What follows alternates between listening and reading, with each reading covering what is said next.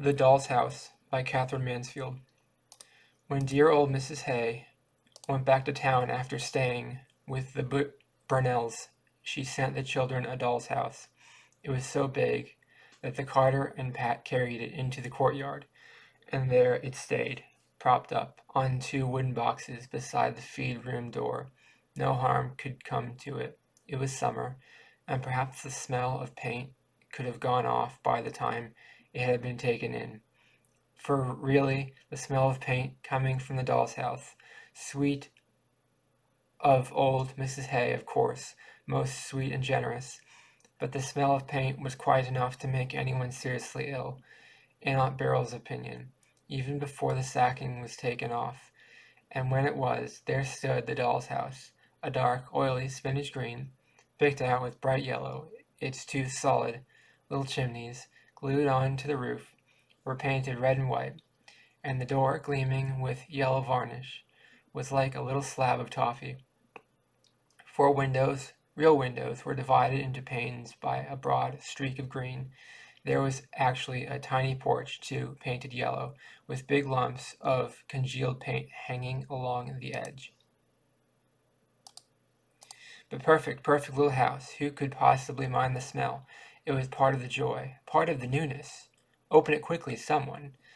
The hook at the side was stuck fast. Pat prized it open with his penknife. The whole house front swung back, and there you were, gazing at one and the same moment into the drawing room and dining room, the kitchen and the two bedrooms. That is the way for a house to open. Why don't all houses open like that? How much more exciting than peering through the slit of a door into a mean little hall with a hat stand and two umbrellas. That is, isn't it, what you long to know about a house when you put your hand on the knocker? Perhaps it is the way God opens houses at the dead of night when he is taking a quiet turn with an angel. Oh, the Burnell children sounded as though they were in despair. It was too marvelous. It was too much for them. They had never seen anything like it in their lives. All the rooms were papered. There were pictures on the walls, painted on the paper, with gold frames complete. Red carpet covered all the floors except the kitchen. Red plush chairs in the drawing room. Green in the dining room. Tables, beds, and with real bedclothes. A cradle, a stove, a dresser with tiny plates, and one big jug. But what Kezia liked more than anything, what she liked frightfully, was the lamp. It stood in the middle of the dining room table, an exquisite little amber lamp, with a white globe. It was even filled all ready for lighting, though of course you couldn't light it. But there was something inside that looked like oil and moved when you shook it. The father and mother dolls, who sprawled very stiff as though they had fainted in the drawing room, and their two little children asleep upstairs. They were really too big for the doll's house. They didn't look as though they belonged. But the lamp was perfect. It seemed to smile at Kezia, to say, I live here. The lamp was real. The Burnell children could hardly walk to school fast enough the next morning.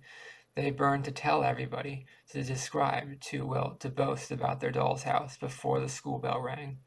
I'm to tell, said Isabel, because I'm the eldest, and you two can join in after, but I'm to tell first. There was nothing to answer. Isabel was bossy. But she was always right, and Lottie and Kezia knew too well the powers that went into being eldest. They brushed through the thick buttercups at the road edge and said nothing.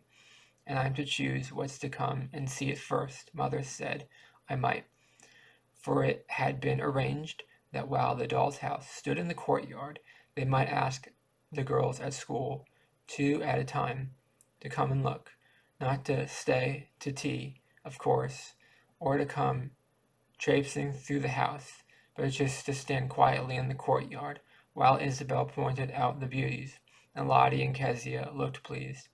But hurry as they might, by the time they had reached the tarred palings of the boys' playground, the bell had begun to jangle. They only just had time to whip off their hats and fall into line before the roll was called. Never mind, Isabel tried to make up for it by looking very important and mysterious by whispering behind her hand to the girls near her, "Got something to tell you at playtime." Playtime came, and Isabel was surrounded. The girls of her class nearly fought to put their arms round her, to walk away with her, to beam flatteringly, to be her special friend. She held quite a court under the huge pine trees at the side of the playground, nudging and giggling together. The little girls pressed up close, and the only two who stayed outside the ring were the two who were always outside, the little Kelvies. They knew better than to come anywhere near the Burnells, for the fact was, the school the Burnell children went to was not at all the kind of place their parents would have chosen if there had been any choice. But there was none. It was the only school for miles, and the consequence was all the children of the neighborhood, the judge's little girls, the doctor's daughters, the storekeeper's children, the milkmen's, were forced to mix together, not to speak of there being an equal number of rude, rough little boys as well. But the line had to be drawn somewhere. It was drawn at the Kelvies. Many of the children, including the Burnells, were not allowed to even to speak to them. They walked past the Kelvies with their heads in the air, as they set the fashion in all manners of behavior. The Kelvies were shunned by everybody. Even the teacher had a special voice for them, and a special smile for the other children when little Kelvy came up to their desk with a bunch of dreadfully common-looking flowers. They were the daughters of a spry, hard-working little washerwoman who went about from house to house by the day. This was awful enough, but where was Mr. Kelvy? Nobody knew for certain, and everybody said he was in prison. So they were the daughters of a washerwoman and a jailbird. Very nice company for other people's children, and they looked it. Why Mrs. Kelvy made them so conspicuous was hard to understand. The truth was they were dressed in bits given to her by the people for whom she worked.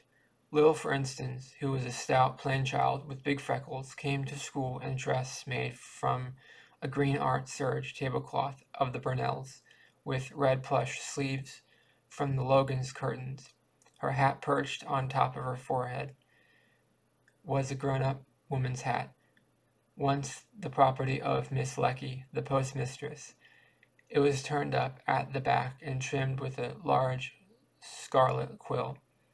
What a little guy she looked. It was impossible not to laugh. And her little sister, our Else, wore a long white dress, rather like a nightgown, and a pair of little boy's boots. But whatever our Else wore, she would have looked strange. She was a tiny wishbone of a child, with cropped hair and enormous solemn eyes, a little white owl. Nobody had ever seen her smile. She scarcely ever spoke. She went through life holding on to Lil, with a piece of Lil's skirt screwed up in her hand. Where Lil went, our Else followed. In the playground, on the road going to and from school, there was Lil marching in front, and our Else holding on behind. Only when she wanted anything, or when she was out of breath, our Else gave Lil a tug, a twitch, and Lil stopped and turned around. The Kelvies never failed to understand each other.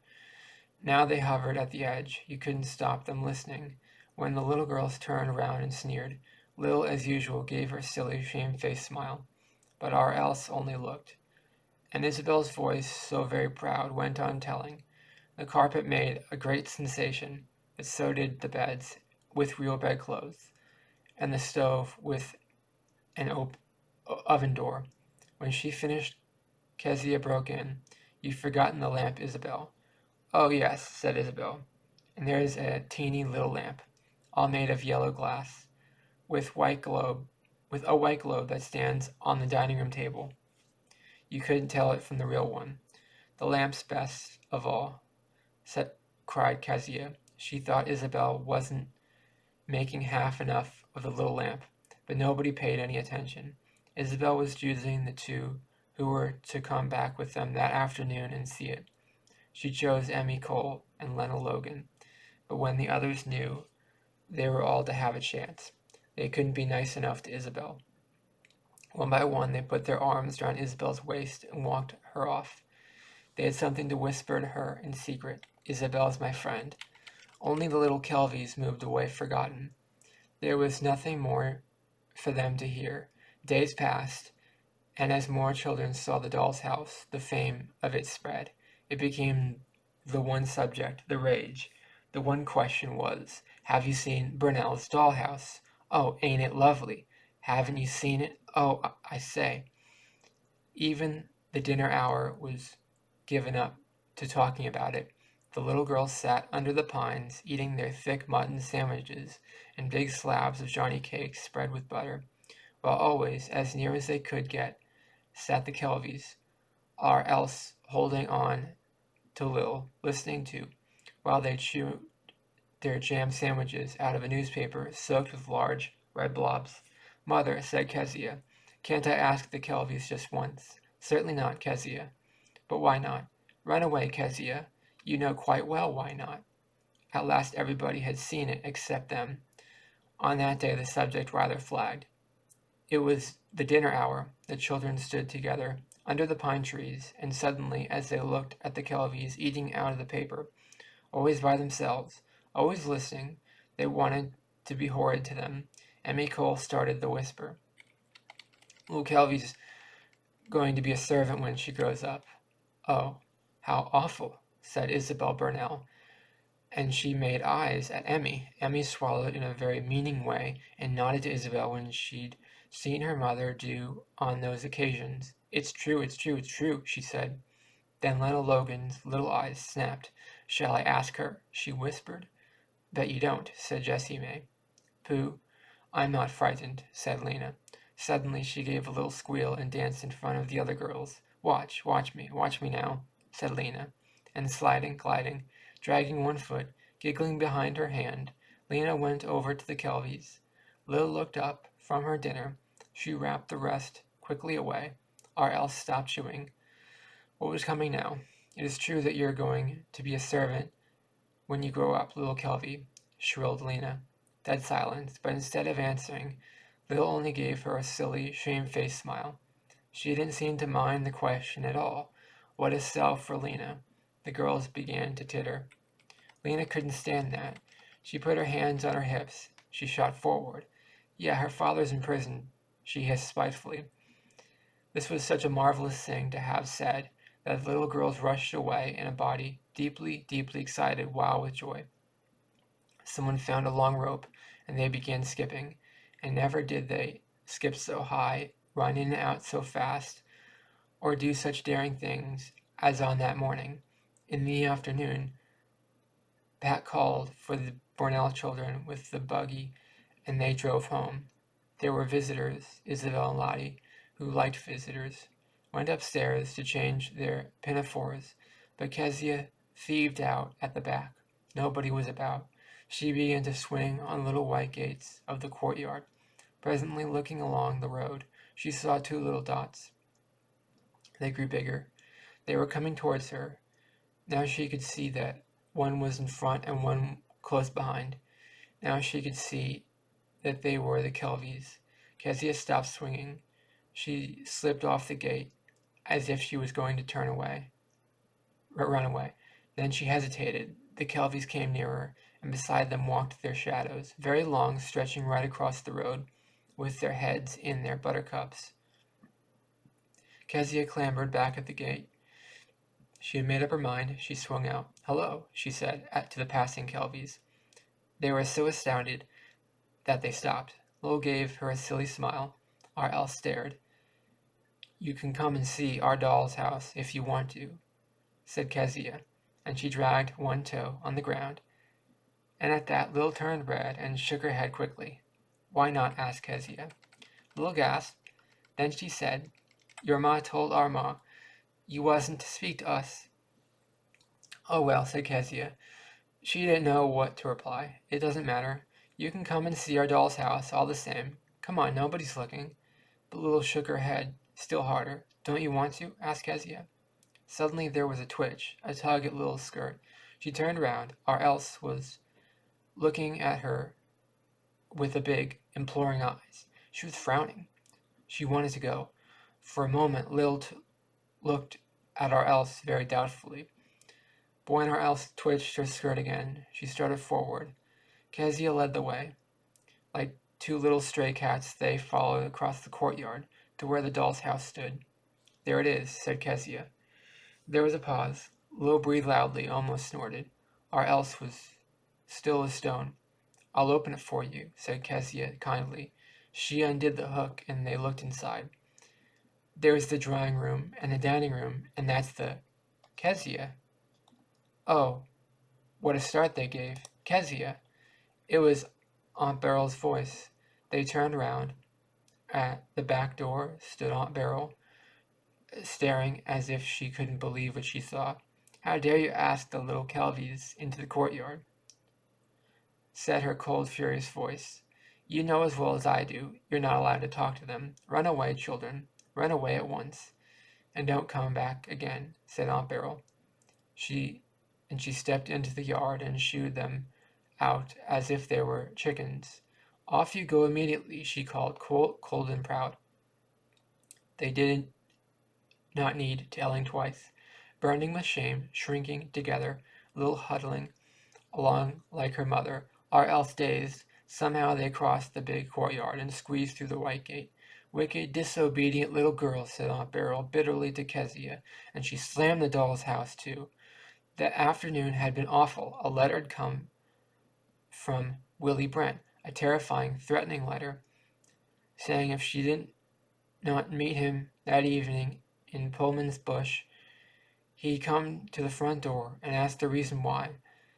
But now that she had frightened those little rats of Kelvies and given Kezia a good scolding, her heart felt lighter. That ghastly pressure was gone. She went back to the house humming. When the Kelvies were out of the sight of the Burnells, they sat down to rest on a big red drain pipe by the side of the road, Lil's cheeks still burning. She took off the hat with the quill and held it on her knee. Dreamily they looked over the hay paddocks, past the creek, to the group of wattles where Logan's cows stood waiting to be milked. What were their thoughts? Presently, Art Else nudged up close to her sister, but now she had forgotten the cross lady. She put out a finger and stroked her sister's quill. She smiled her rare smile. I've seen the little lamp, she said softly. Then both were silent once more.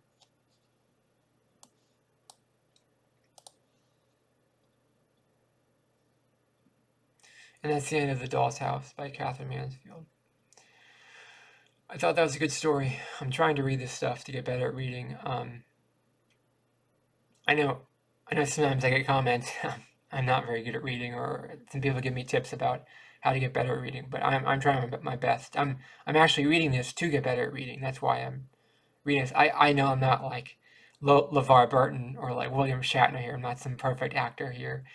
I'm not just I know I'm not like a professional actor. This is amateur hour, I know, but I'm doing my best to put on a performance, and understand what the text is saying and communicate it back. So I know I get comments saying last time I wasn't, well, they're giving me tips and tricks on how to read better, and I appreciate any comments, and I'm always trying to get better. That's why I'm here. So let me know in the comments, what did you think of the story? I liked it, personally. I like this author, Katherine Mansfield. I'm going to keep reading all her stuff on this website before I move on to another author, or maybe I'll continue reading her stuff on other websites. So maybe I'll keep reading this author. We'll see. Let me know in the comments below, what did you think of the story. Please subscribe to this channel to be part of the community. And please like this video. It really helps the channel out a lot. Thank you for watching. Have a great day. Bye-bye. Yeah, maybe I'll keep reading all this author's work. You know what I mean? Like, she probably has like 20 books of short stories she probably has like 2,000 short stories. So maybe I could read all of them. I've probably read about 12 of her short stories so far. So maybe I'll read all 200 or all 400 of her short stories over the next year, 2 years, 3 years, 4 years, 5 years, um, or probably 10 years. Maybe I'll keep reading her stories for the rest of my life. Maybe this is what I'll do with the rest of my life as a content creator. Is I'll read all of Katherine Mansfield's short stories, and maybe I'll just spend my life obsessing over a woman that passed away about 90 years ago in the early 20th century. So that would be a fun activity to spend my life doing. Record all this stuff, and people will read this decades or listen to these stories decades to come, and this will be the meaning in my life, is recording all this stuff for Katherine Mansfield. What a wonderful woman and storyteller she was. What a wonderful writer she was. And all I could do is appreciate her work. Because let me tell you something. I've read so many authors on here who aren't very good at writing, or who are good at writing but don't pique my interest as Katherine Mansfield does. Let me tell you something. I like dollhouses. I like watching people play The Sims on Twitch. The Sims is like a virtual dollhouse. If you ever played The Sims, The Sims 4 is the most recent video game for The Sims. The Sims is a virtual dollhouse. I played The Sims for many years. I played with actual dollhouses for myself when I was a kid for many years. I haven't played with an actual dollhouse since I was about 11 years old, 12 years old. I think I was 12 the last time I played a dollhouse. You know, my sister I used to get Legos for Christmas, and my sister would put the Legos pieces together and build the Lego sets. And to me, the funnest part of Legos weren't putting the sets together. It was playing with the Legos like it was a dollhouse, or playing with the Legos like it was some action movie. It was always a cross between like an action movie and a dollhouse. I had this one Lego character I called what is it? Darth Lego? Was that his name? Darth Lego? It was after Darth Vader. I just saw Star Wars when I was like 5 years old, and I called this Lego character Darth Lego because he had a. No, I didn't call him that. I called him the Bat Lord. Now, Darth Lego was my as an AOL screen name when I was like 7 years old. I used to log in Darth Lego. No, I had this Lego character called the Bat Lord. I named him the Bat Lord, and he would cause havoc all over the set. My sister got so mad because I was causing havoc so much with the Batlord that she took the mask off the Batlord, she threw it to the other side of the room, and it disappeared for all eternity. Because I think my grandma swept it up with the rest of the dust and she threw it away.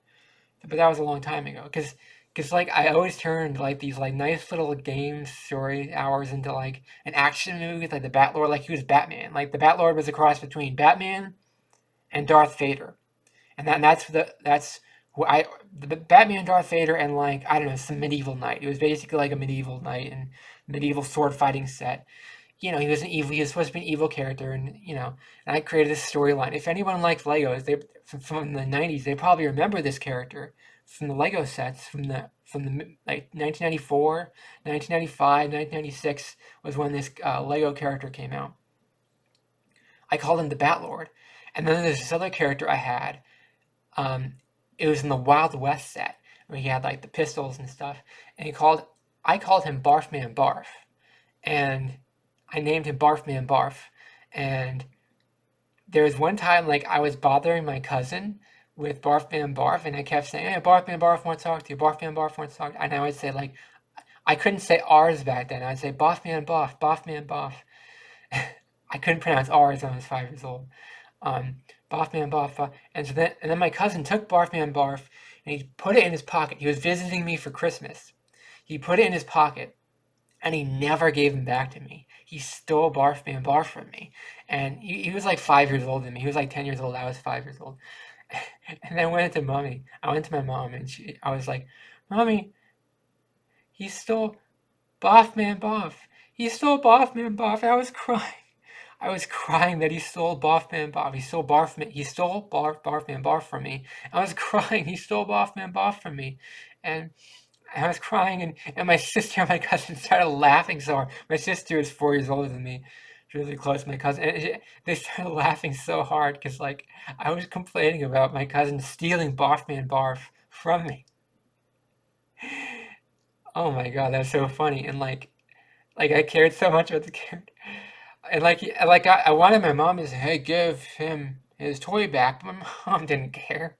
It was just a game. My mom didn't care. But anyway, so um, I'm trying to say I have played with doll houses before. I treated my Lego sets like they were doll houses, and even when I started to get tired of Legos, I convinced my mom to get a doll set for me, a doll house.